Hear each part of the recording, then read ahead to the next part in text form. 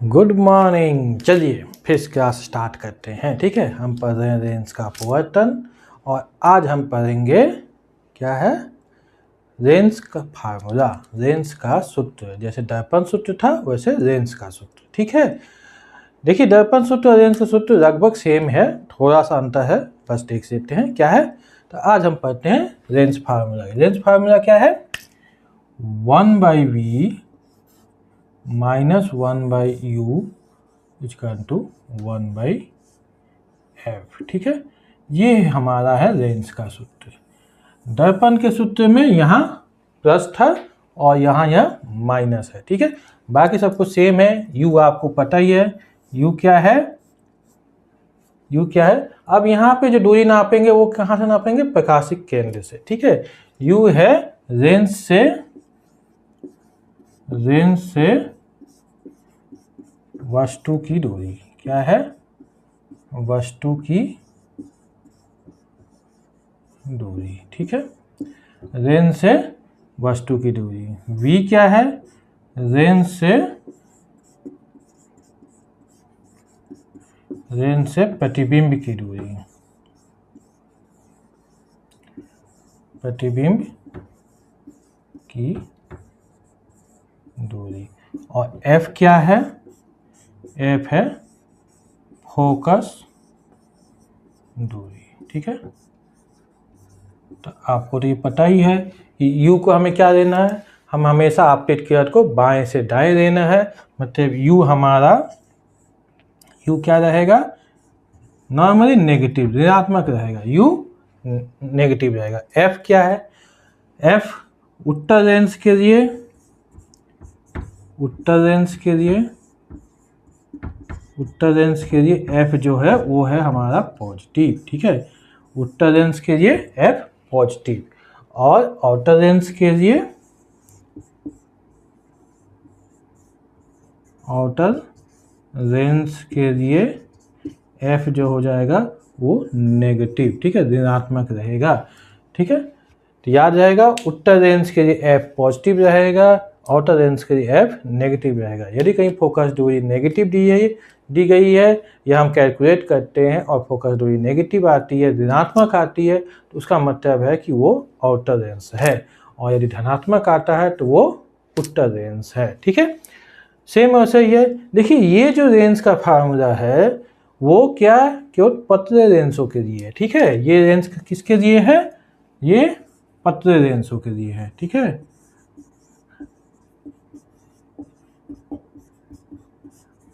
जैसे हमारा जो दर्पण का सूत्र था वो क्या था, छोटे आकार के दर्पण के लिए था। ठीक है, उसी तरह ये जो रेंज का फार्मूला है ये हमारा पतले रेंजों के लिए है। ठीक है, समझ में आ गया।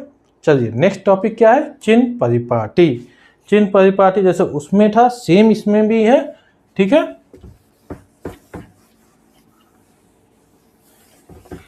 चिन्ह परिपाटी में भी कोई अंतर नहीं है, जो दर्पण में था वही रेंज में भी आएगा। चिन्ह परिपाटी क्या है,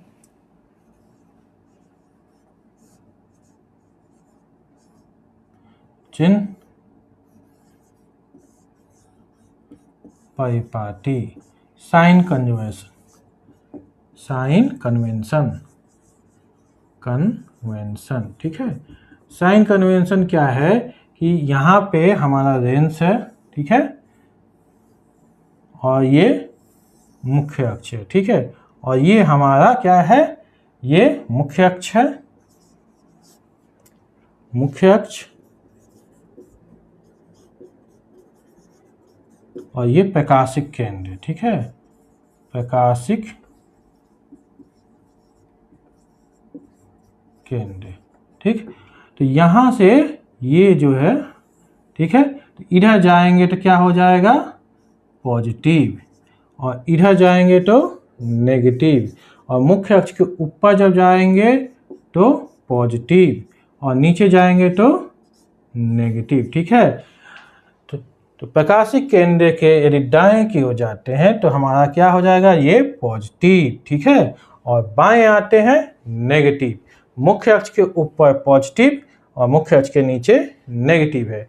आउटर रेंज में भी सेम वैसे ही है, आउटर रेंज में भी कैसा है, सेम है, कोई अंतर नहीं है। ठीक है, ये हमारा प्रकाशिक केंद्र है। ठीक है, वो ऑप्टिकल सेंटर, और इधर जाएंगे तो हमारा पॉजिटिव, इधर जाएंगे तो नेगेटिव, इधर पॉजिटिव और इधर नेगेटिव। ठीक है, तो जैसा चिन्ह परिपाटी उत्तर रेंज के लिए है वैसा ही आउटर रेंज के लिए। तो चिन्ह परिपाटी में कोई दिक्कत नहीं है, सेम वैसा ही है जैसा है। ठीक है, अब नेक्स्ट आते हैं, वो है आवर्धन। ठीक है, जैसे उसमें आवर्धन था तो इसमें भी आवर्धन है। आवर्धन मतलब क्या है, प्रतिबिंब का आकार और वस्तु के आकार के अनुपात को आवर्धन करते थे, यही था। ठीक है,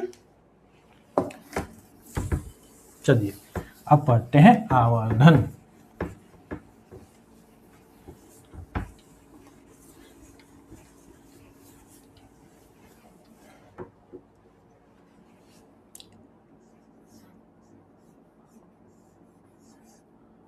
आवर्धन, ठीक है, आवर्धन, मैग्निफिकेशन, मैग्निफिकेशन।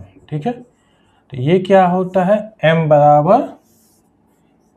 बराबर क्या है, प्रतिबिंब की ऊंचाई, m बराबर प्रतिबिंब की ऊंचाई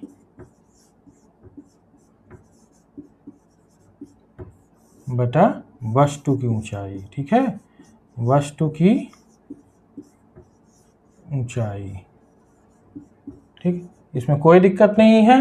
तो m बराबर क्या आ गया, h डैश बटा h। ठीक है, m बराबर, ये इसकी परिभाषा हो गई। ठीक है, और आवर्धन का सूत्र क्या है, देखिए आवर्धन का सूत्र है m बराबर क्या होता है, यहाँ b/u है। ठीक है, यहाँ ध्यान दीजिएगा, जो दर्पण में है, दर्पण में -v है, यहाँ माइनस नहीं है। ठीक है, तो यहाँ m बराबर b/u है। देखिए दोनों फार्मूला, रेंज के लिए क्या है, 1/v and 1/u equal to 1/f, और m बराबर है v/u। ये किसके लिए है, रेंज के लिए। ठीक है, तो रेंज के लिए ये है। और जब ये दर्पण के लिए जाते हैं तो दर्पण में क्या हो जाता है, 1/v माइनस की जगह पे प्लस। ठीक है, 1/u इक्वल टू 1/f, और ये m बराबर -v/u। ये किसका है,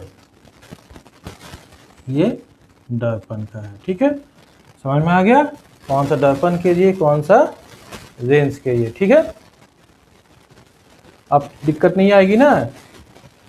ठीक है, ये देखिए यहाँ भूलिएगा मत, दर्पण में यहाँ माइनस है और यहाँ पे ये। ठीक है, चलिए आपको ये तो पता ही होगा, जैसे उस समय उसमें बताए थे, अब बता सकते हैं। यदि m जो है वो क्या है, 0।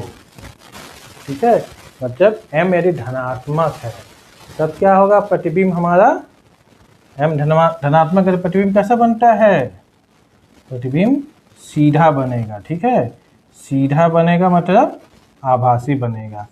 m यदि ऋणात्मक, ये क्या है, मतलब पॉजिटिव, m यदि ऋणात्मक है तब कैसा बनेगा, तब ये उल्टा बनेगा। ठीक है,